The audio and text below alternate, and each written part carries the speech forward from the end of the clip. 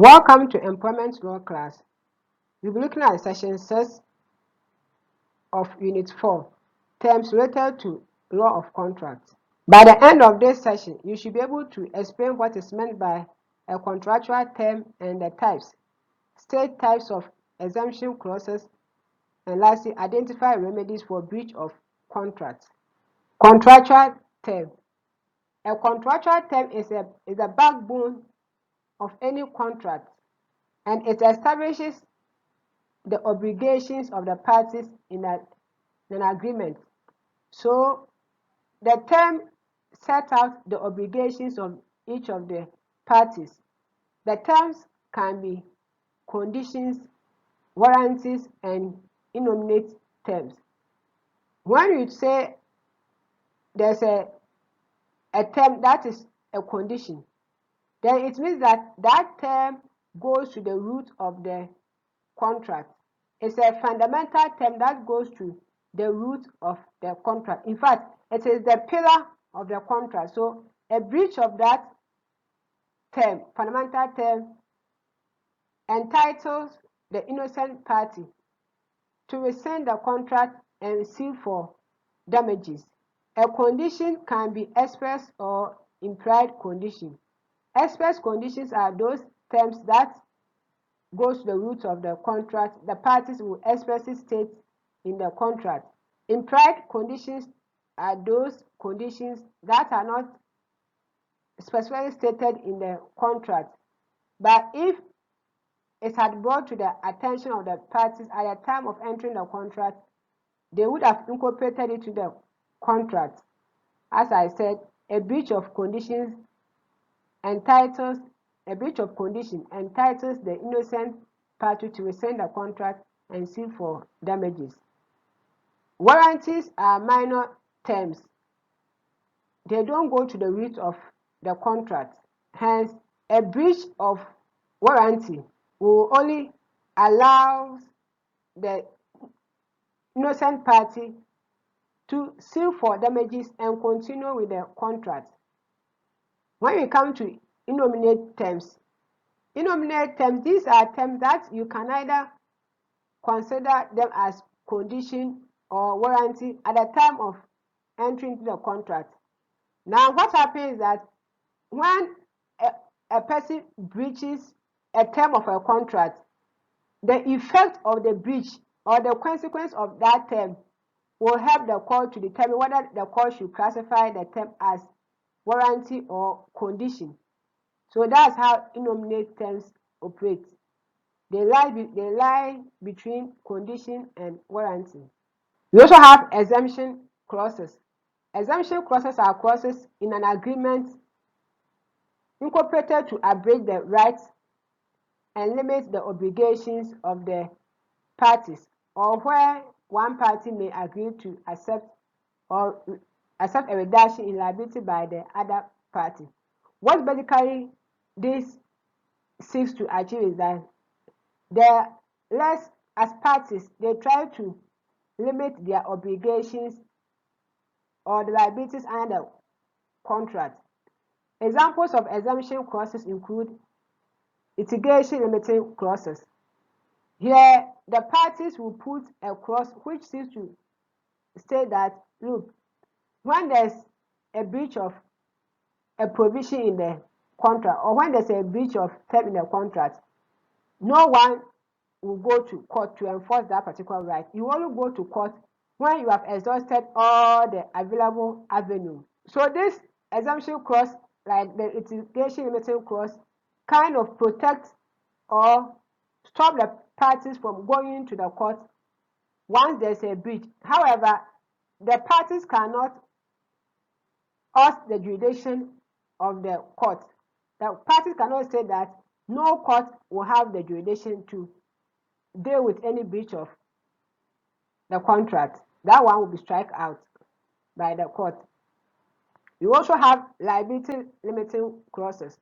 With liability limiting clauses, the party seeks to limit the liability that they will incur for breach of contract. For instance, someone whose job is to deliver products from one place to another, from one town to another town. The person can enter into a contract with the owners that, look, I will send the goods, but if there's damage on the way, if there's accident on the way, I can only bear up to 95% of the cost. So they try to limit their liabilities. We also have the implied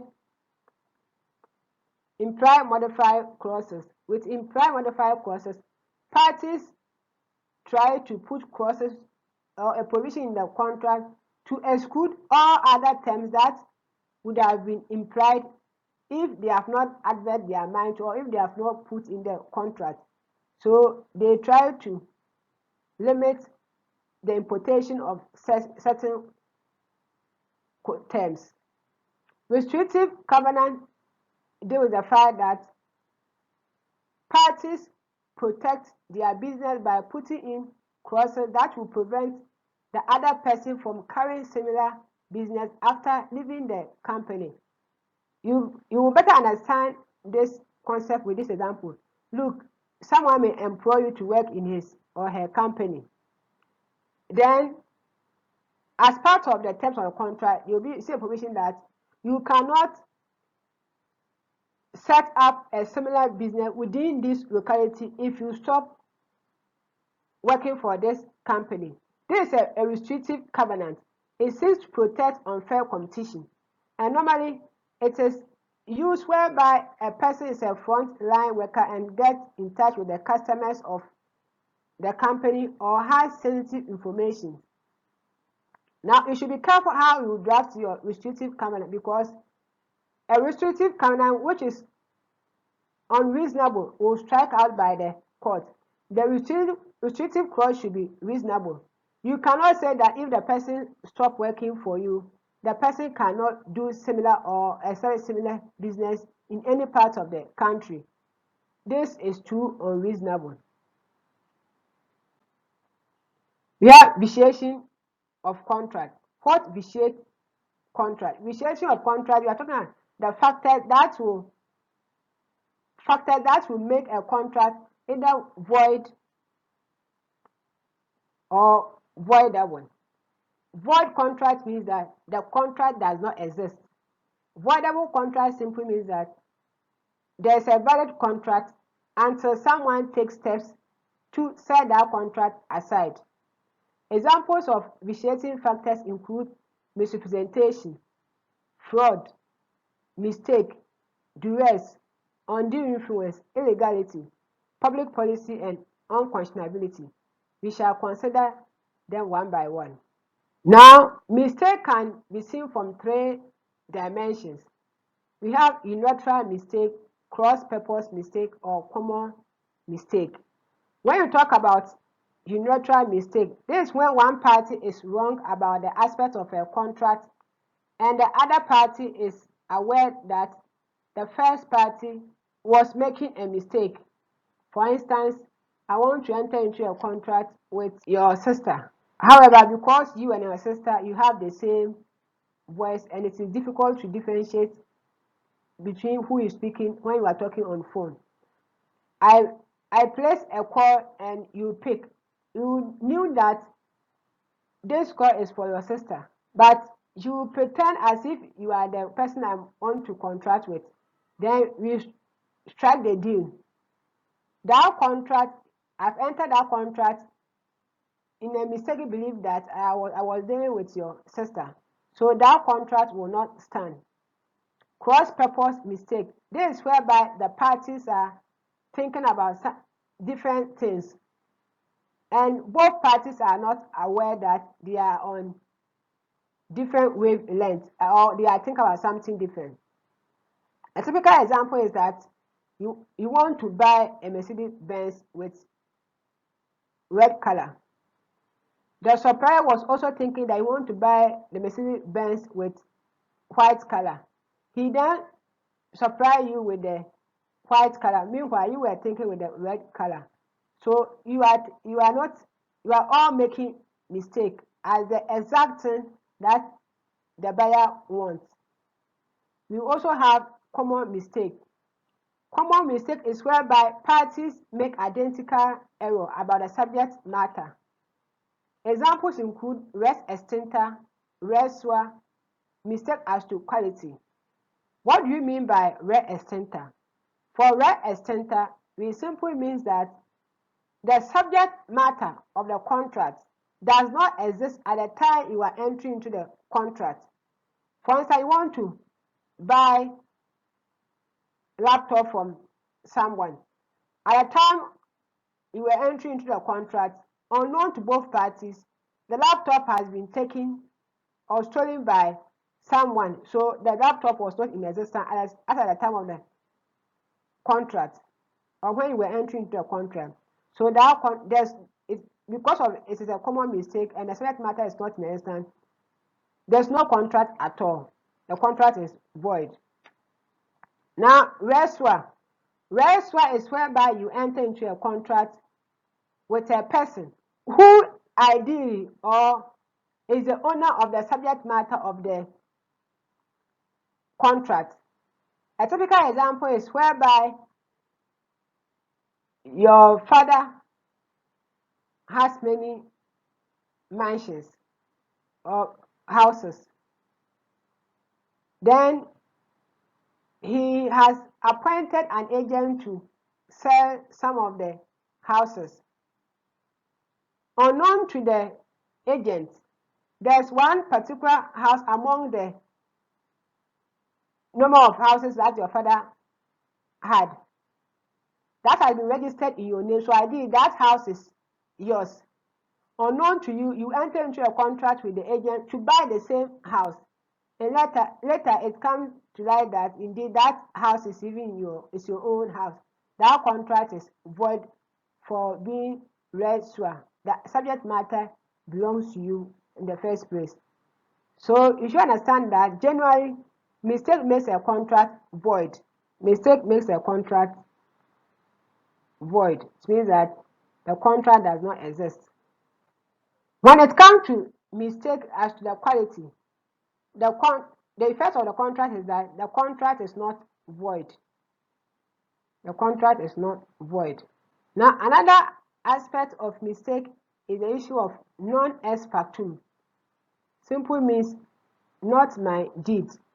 It is a mistake over documentation where a party relies on the plea of non ex factum that the document bearing his signature, keyword signature, is in fact not his because he was misled, another keyword, into signing the document that was completely different from that of what he was made to sign.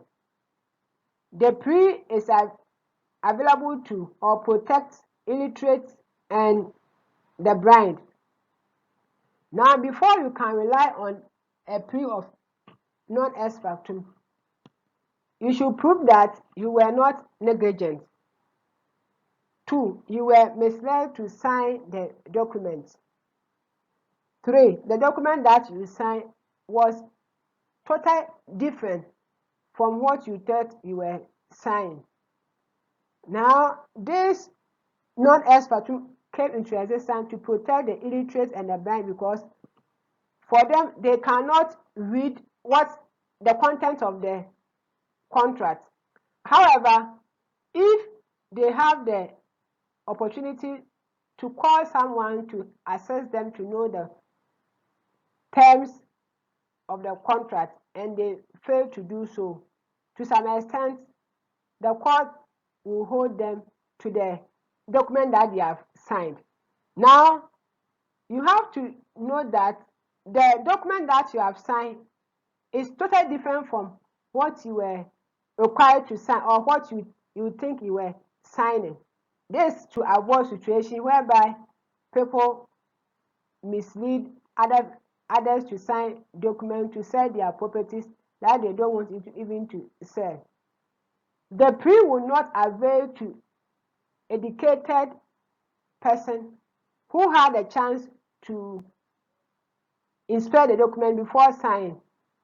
But he just felt lazy and signed without reading and just signed the document.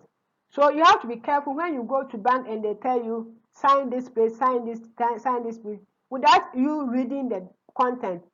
The court will not allow you to rely on the plea of non-expertise because you had an opportunity to read the document. The court will not take the excuse that you were in hurry to sign the document, so you didn't read. It is not acceptable. Another vitiation factor is duress. That's when someone is wrongful or unlawful under compulsion, induces. So let me take it again. Duress is described as unlawful or wrongful compulsion that induces a person to act against his or her will. So here you are being forced to enter into a contract by either a threat. So someone can say, oh, we have kidnapped your daughter, but before we leave him or before we allow her to come to you, you have to sell your house to us. Other than that, she will be there. Now, once you go ahead to sell the land to or the house to them, the contract has been entered on grounds of duress. So you have the right to rescind the contract when your daughter comes from where she was kidnapped. So it's because you didn't enter the contract in your own free will. You want your daughter to be saved.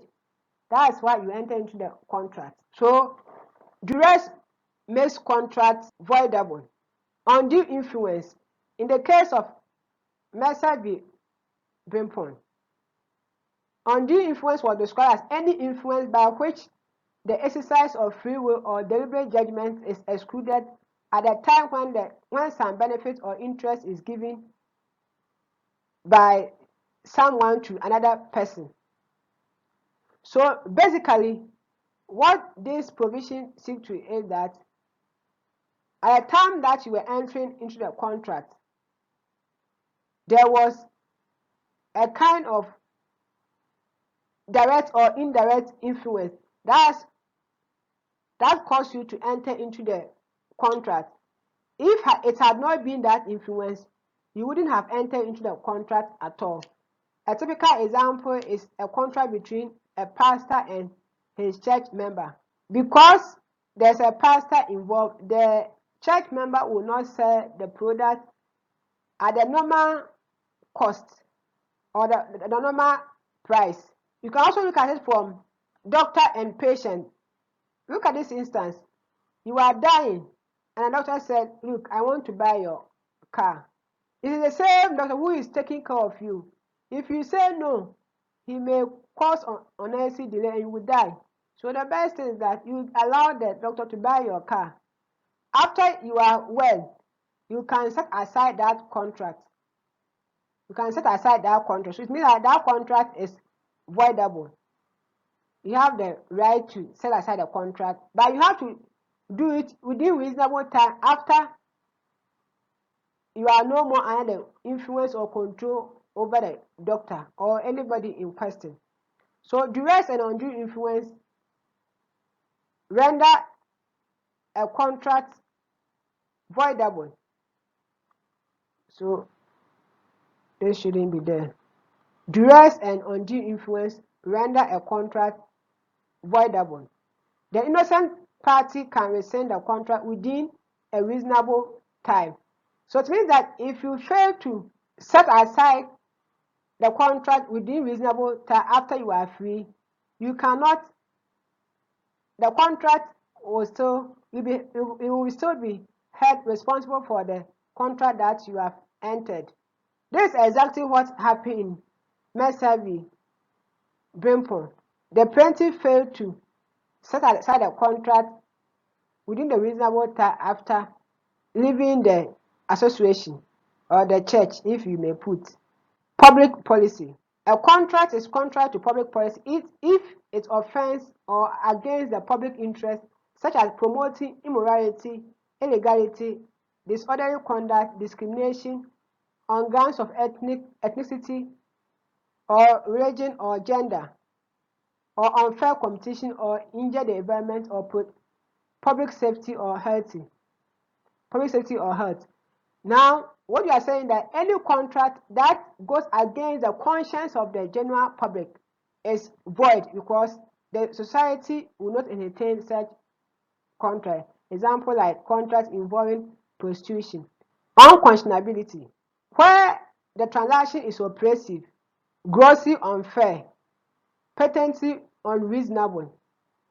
Thus, we say that the contract is unconscionable. It is unfair, it is oppressive, it is unreasonable. And it normally takes place between the stronger and the weaker, or a powerful party on one hand and a poor party on another hand. Because the person is an old man, you want to enter into a contract with him, and you bought the item at a very cheap price. Now, Section 44 of the Lands Act states that the court shall have the power to set aside or modify an agreement to convey or a conveyance of an interest in land on the ground of unconscionability. So when you take undue advantage over someone and you enter into a contract, that ordinary, especially the price that you pay, is far below the standard, the person can bring action to set aside that contract on grounds of unconscionability. You also have misrepresentation as an element. Misrepresentation is a false statement of fact that is made by one party to another, intended to induce the other party to enter into a contract. The requirement of an action for misrepresentation as follows. You have to prove that the statement was a statement of fact or law, that the statement induced the other party to enter into the contract, and the statement was a false statement. When you're able to prove these elements, it is more likely that your action in misrepresentation will suffice. So, statement of fact or law, you are induced to enter into the contract, and the statement was false. These elements, you have to prove all of them, especially where you have relied on the statement. Where a statement is an opinion, it will not amount or constitute a false representation. So if the statement is of opinion, that one, it will not constitute a misrepresentation, as long as the opinion or intention is genuinely held at that time. So the intention should be a genuine one. So it should be an intention of good faith. Silence will not constitute a misrepresentation. What you are saying that silence will not constitute misrepresentation. The only time silence will constitute representation is when you have made a statement and the statement tends to be a half-truth. Then your silence of telling the whole truth will be a misrepresentation. Also, when you conceal a relevant change of circumstance or circumstances, it will constitute, your silence will constitute a misrepresentation. You are dealing with someone and there has been a change that was made the first statement that you made false. You have a duty to communicate the change to the other party.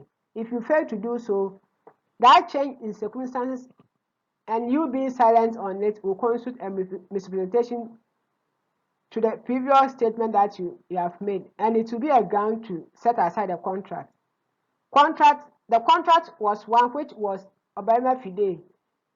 Contract that was built on trust that require you to disclose all material facts, but you failed to do so. On that grounds, the contract will be set aside for your silence. And this normally takes place in insurance contract. You are required to disclose all information. You also have, when it comes to relationship between parties in a fiduciary duty. As a party in a fiduciary duty, it means like you are in a position of trust. In those circumstances, your silence will amount to misrepresentation. Now, types of misrepresentation and their remedies. Innocent misrepresentation is whereby a person makes a false statement to induce another party to enter into a contract with a belief that that statement is true. With this type of misrepresentation, the innocent party can only sue for damages and continue with the contract. We also have negligent misrepresentation. Negligent misrepresentation arises when a person has a duty of care towards another for making a statement, but that person failed to exercise duty of care, and the person breached the duty of care, and for that matter, the statement that was made by him turned to be untruth. With this misrepresentation, the innocent party can rescind the contract and sue for damages as well. Then we have fraudulent misrepresentation. In the case of Derrick B. Peak, when a person intentionally make a false statement, when a person make a fraudulent statement, or the person carelessly or recklessly make a statement with the intention to induce another party to enter into a contract, it falls under fraudulent misrepresentation, and it entitles the innocent party to sue for to rescind the contract and sue for damages. Now, remedies for breach of contract. We have specific performance where the court will order the one who has failed to perform his part to perform what he or she undertook to perform or do under the contract. It's a discretionary remedy, so when the innocent party applies for it, the court may or may not grant.